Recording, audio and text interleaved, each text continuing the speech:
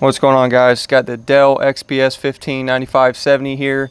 I've had it for almost a month now, and in this video I'd like to explain why I think this should be your next laptop. My model has the 15.6-inch 4K touch display, 8th gen Coffee Lake Intel Core i7-8750H, which is the 45-watt TDP processor. It goes down to the i5 and all the way up to the i9. My model has 16 gigabytes of DDR4 RAM running at 2666 megahertz, 1 terabyte M.2 PCIe SSD, which is manufactured by SK Hynix, which I would have liked to have seen a Samsung drive in here, but this drive has really good read and write speeds. I know Samsung makes the best though, so it would have been nice to see one of those in here. It comes with the NVIDIA GTX 1050 Ti, 4 gigabytes of DDR5 for the GPU, and also comes standard with the killer wireless 1535 Wi-Fi card. So that's my system specs, and I'm going to go into the I/O first before I get into some pros and cons here. So on the left side, we have your power in, which is the barrel style connector. We have a type A USB 3.1 connector here. We have that also supports power share. We have a USB 2.0, which is nice if you have a 4K TV. You can plug it in there for 4K 60 output. We have our Thunderbolt 3 here, which is type C, which supports charging in, power share, and that's 4 lanes of PCI Express there to run your external amplifier. If you have that, your external graphics amplifier at full speed. And we have a headphone jack here. Along the front, we have just the indicator light there. On the right side here, we have our full-size SD. We have another type A port, which is USB 3.1. We have our battery indicator here and a Noble lock there. Nothing around the back. And on the bottom here, we have our down-firing speakers. We have our product information there, and we have our intake there for cooling the laptop here. And this laptop actually exhausts the hot air along the front right here. There's an opening right here below the screen, and that's where it exhausts the heat from this laptop. So getting into some of the cons that I did not like about this laptop, and these are, you know, kind of preference to myself, so some of you might not agree with some of these being cons. The main thing is it's not really easy to lift the screen. I wish Dell would have included like an opening right here on the front, like some manufacturers do, to assist lifting the screen. It's just a really strong hinge on this laptop, which is nice. It is a touch panel, and I think that's probably why it's so firm, is because they don't want it, you know, shaking around when you're touching it. But I would have opted for the 4K non-touch because I don't put hands on my screens. I don't like fingerprints all over it, and this is not a 2-in-1 model, so I would have liked to seen a non-touch version. You know, and that slot right here in the front of the screen here just gives you something to grab onto, because most of the time you have to use 2 hands to plant it and then lift it. So it's good that it's a strong hinge, but it's, you know, kind of annoying that it's fairly hard to open, and I'm sure that'll, you know, break in the more I use it. So I'm not worried about it. It would just been nice to have a little something to assist opening it. Next thing is that this laptop only has the 1 type C port on the left side here. So you know, this is not a gaming machine. I don't you know, really see a lot of people hooking up the external amplifiers to this. But it's possible. It does have a capable CPU, so if you do have an external amplifier, it's going to take that Thunderbolt 3 Type-C connection up. And you know, I have a Samsung Galaxy S9 Plus that uses the Type-C, and I would have liked to, you know, seen another Type-C maybe instead of another Type-A port over here. I think Type-C is the future. It's definitely nice having your Type-A's on this laptop, but maybe they could have moved the Type-A to the rear of the laptop and added another Type-C here. That's just my preference. I know a lot of people like the Type-A ports, but I would have loved to got one more Type-C there, because I know the XPS 13 I think includes 3 of them, but it's also, you know, it doesn't have any of the other ports here. So HDMI 2.0 is really nice to plug into the big screen there. This also, you know, you can mirror the screen via Wi-Fi capability here, but that HDMI connection is going to give you that 4K 60 output, so that's nice that they upgraded that to the 2.0 standard. So that's, you know, one more kind of con I'm giving this laptop, as I would have liked to seen another Type-C port on the right side there. The Windows Hello, so this laptop includes the fingerprint reader right here into the power button, which is really nice. On the 13-inch model, they had the Windows Hello camera in here, and it worked very well. It's really nice to just open your laptop, and then, you know, the cameras there, just log in, so you don't have to touch anything, which is nice. I don't know why this laptop did not include it. It does have the fingerprint reader, which is great. It's really responsive, so, you know, that's nice too. But missing the Windows Hello camera there was a bummer, because that was great when I used it on the XPS 13. Next con for me is the speakers. I think they could have moved them to the top there on the deck. They got them down firing, and after some tuning, they sound pretty good. It's just the placement. I wish they were on the sides or on the top here. I think we have enough room on the deck here that they could have fit them in somewhere up here, or even on the sides, because a lot of people, when they have their laptop on the desk, they will be kind of muffling the speakers down here, you know, and if you hang your laptop off on the edge, then it'll just, you know, the sound will drop off. So I think they could have done a little bit better on the speaker placement, but they're not terrible. I've heard a lot worse. So that's just my opinion. I think they just could have done a little bit better job of placement with those speakers, but they sound decent for where they're located and what they are. So minor complaint there. The last con that I have would be for the Wi-Fi card. As I said earlier, this laptop ships with a killer 1535 Wi-Fi card, and I had to upgrade it to the Intel 9260, which is a solid upgrade.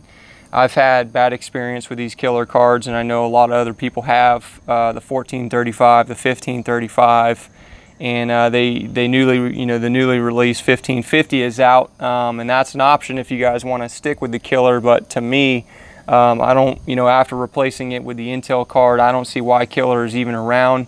As soon as I pop this card in, it's just solid performance, no drops, great speeds. And then, you know, with the killer cards, I was mostly trying to use it on the 5 gigahertz band, and it was just constantly dropping all the time, randomly. Sometimes when I would boot the laptop, it wouldn't automatically connect, so I'd have to disconnect or restart the Wi-Fi card to get it to connect. And then even on the 2.4 gigahertz, it would be more stable than the 5 gigahertz, but just have random dropouts, random, you know, connection issues when starting up. It was just a hassle. You know, after going through multiple drivers and updating, you would think they would have that card worked out by now. But, you know, I popped in the Intel card, and right off the bat, you know, installed the latest drivers, and bam, solid performance. I'm running on the 5 gigahertz band here, not one drop since I installed it. And I definitely recommend doing that upgrade if you're having issues with your killer card. So that's all the cons I got for this laptop. Everything else has been outstanding. So some of the pros I'm going to go over. I'll start with the style points. This laptop is just a very nice looking laptop here. It's got a solid build quality too. The chassis is made out of CNC machined aluminum, and then it has the carbon fiber composite deck or palm rest here. So it's really a nice typing experience. It's really soft. It stays cool to the touch. And this thing, you know, just has like zero flex on it. It's just really rigid, really sturdy, really top-notch build quality from Dell on their XPS line. Really happy about it. You definitely get your money's worth with this laptop here. So portability is one thing why I chose the XPS line instead of a, you know, thicker gaming rig here. If you're picking this laptop to possibly purchase, then you're gonna probably, you know, want it to be portable, and it is. It's, you know, the XPS 13, if you're deciding between going with that or the 15, you know, the XPS 13 is about as portable as it gets, but the 15 is not that much larger if you actually compare the two. The thickness, you know, we're looking at like a 1/2 inch here, and it's just, the footprint is overall is just really small for a 15-inch laptop. So I definitely recommend this if you're looking for a portable laptop. It is, you know, over the 13, I think this would be a better choice because of the CPU and GPU in here. But it's all for what you're going to use it for. You know, if you're just casual web browsing, YouTubing, the XPS 13 is definitely a capable laptop for that. But this will allow gaming, video editing, and everything in between. So if you're, you know, if you do that, then I definitely recommend getting the 15, because this 6-core Coffee Lake CPU with the NVIDIA 1050 Ti just handles anything you throw at it. So that's nice. Very portable, very solid build quality. The screen is definitely a pro on this laptop. It's a 4K touch, generation 2, has Gorilla Glass 4 on it, 400 nit brightness, so it gets really bright, and it's just really sharp, man. Really beautiful screen here. I record in 4K on my smartphone, and I like to view my footage natively on my laptop. It looks really great. It's really bright, and I definitely recommend it. If you have the option or can afford it, the 4K model just really, you know, future-proofs your laptop here if you want to enjoy your native content on your screen here. Another pro about this laptop is the ability to upgrade the internals. The SSD, the Wi-Fi card, and the RAM are all user upgradable, which is nice in a laptop. I know on the XPS 13 they integrated all those, I think minus the SSD. And on a laptop, you know, technology ages over time, so you want to be able to replace those essential components on your laptop, and worry not, you know, you can do that with this Dell, which is a must for high-end laptops. If you ever want to upgrade the RAM, or your SSD, you know, just takes a crap, then you can pop in a new one. And of course the Wi-Fi card, that's one thing that if you're having issues, you know, the Wi-Fi cards are 30 or 40 bucks. You should be able to just buy one that has better features. You know, this my Intel 9260 has Bluetooth 5. That's something that the killer card did not come with. So, you know, little stuff like that that are really important to be able to do on your own is upgrade the internals on your laptop. So keeping the portability and making it user friendly to upgrade, you know, what you want here, that's a great achievement on Dell's part there. So the battery, again, you know, this is a 4K version, and the battery, I would rate it as excellent. This is a 6-cell 97 watt-hour integrated battery. On medium to heavy duty, I would say you're going to get 7 to 8 hours on this thing. And then on light use, you know, you're looking at 10 plus. Sometimes some games I run are Diablo 2, and I play some Doom. And Diablo 2, I believe, uses just the integrated graphics, the Ultra HD 630, and I can go a week without charging this thing, playing a few hours a day. So that's a great achievement compared to my second gen Intel XPS 15, which would last about 3 hours max. And I think that has a GT 540 in it, so that, you know, was probably running while I was playing Diablo. But The Ultra HD 630, that's a very capable integrated GPU, so it doesn't have to use the dedicated 1050 Ti there to run on less demanding tasks. But running Doom, the 1050 Ti was able to achieve a solid 60 frames per second on ultra settings, which is outstanding. And the resolution had to be dropped to 1080p, which is still great for that.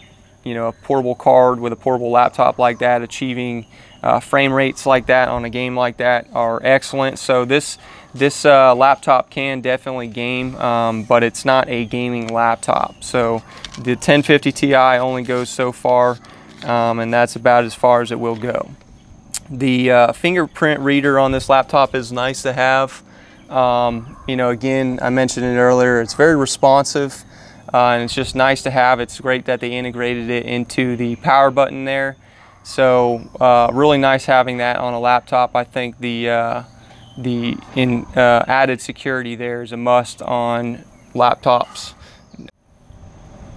Having a powerful CPU and GPU setup like this in a portable laptop is just a really added benefit. Usually with portability in laptops comes the cost of powerful internals. So I think they did a great job including this 6-core Intel with the 1050 Ti. I think it was a great choice to not go above the 1050 Ti, just for the fact that it will do a lot better on battery. And for a laptop this size, I think they nailed the point of performance. So this laptop has great thermals. I think using it playing Doom for 2 to 3 hours, it gets warm in this area where the heat is exhausting, but the deck stays really cool. It'll get warm at best in some areas, but it definitely does not get uncomfortable. And the fans, they will ramp up when you're gaming, but definitely not overwhelming. Running like D2 or something, it uses the integrated graphics like I mentioned earlier, so it the fans hardly run at all. This CPU handles light stuff like nothing.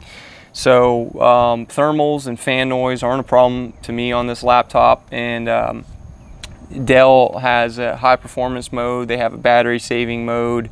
I run the high performance mode, and it handles it well. So the fans ramp up when they need to, and they will quickly turn off when they're not needed. So that kind of control and management are something that's handled very well on this laptop, I believe.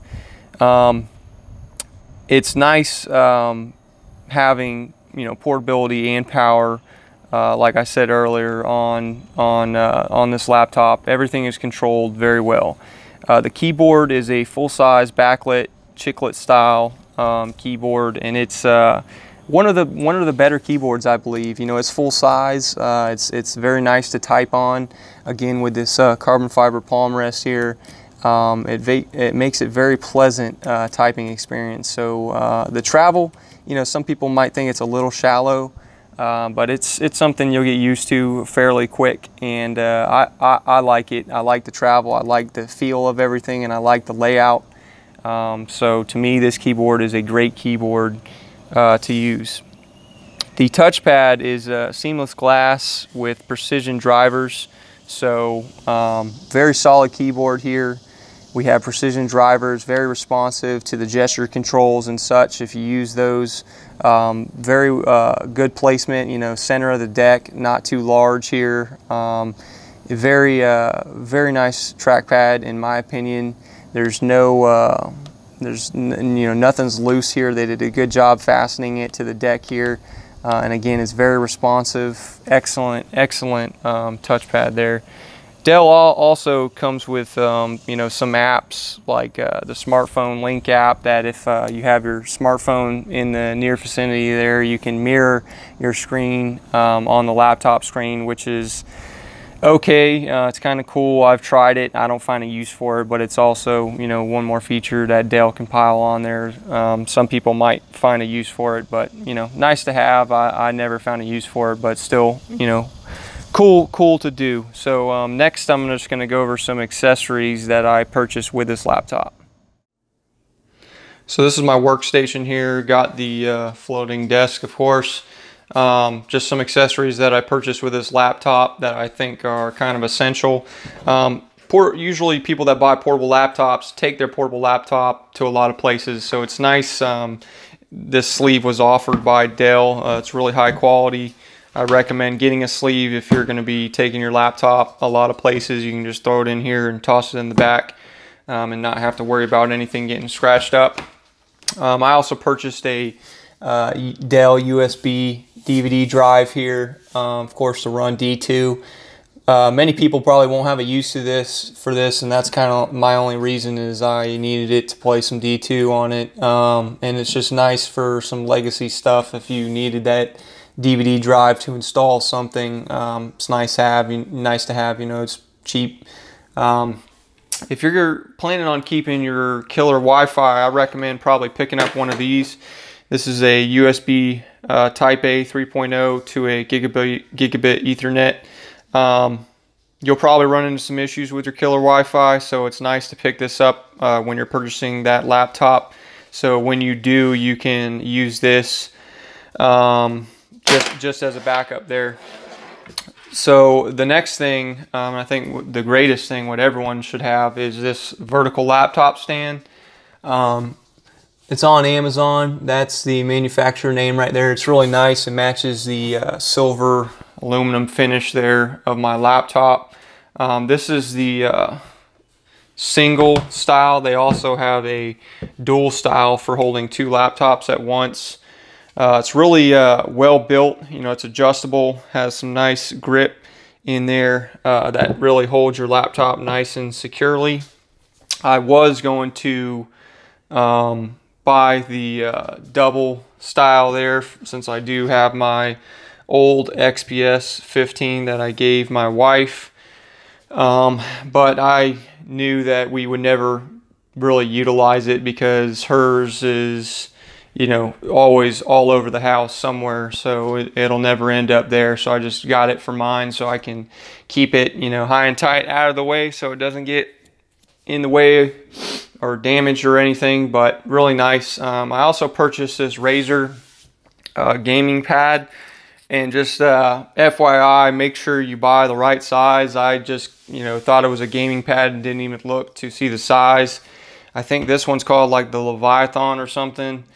And it was huge, so I actually ended up cutting it like in half, and I just put some hot glue underneath it to keep it in place on my desk here, and I use the other half at work. So yeah, really nice gaming pad or mouse pad here. Just make sure you know how big it is before you buy it. I think they actually come with smaller versions of this, so you know, it's nice. Just make sure you get the smaller version. I don't know who the hell would need one that's like 20 inches long, but I also bought an Alienware mouse, but that's not here. I had to return that because those mouses, they didn't have, I think it was like the 553 or something. It didn't have any grip on the side, so I was constantly hitting the two buttons on the side there that are back and forward. Every time I was just moving it around, it would, you know, hit those buttons. So don't recommend that Alienware mouse. I would show you my old Logitech mouse as an example, but I think my daughter took it, so I don't know where it is. But anyways, those are some accessories I would definitely recommend. You know, that vertical laptop stand there is really nice to keep your laptop out of the way, you know, and free up some space on your desk here. So you guys got any more questions? I hope this review helped to make that purchase on this laptop if that's what you're in the market for. But again, you know, got any questions, let me know. Thanks.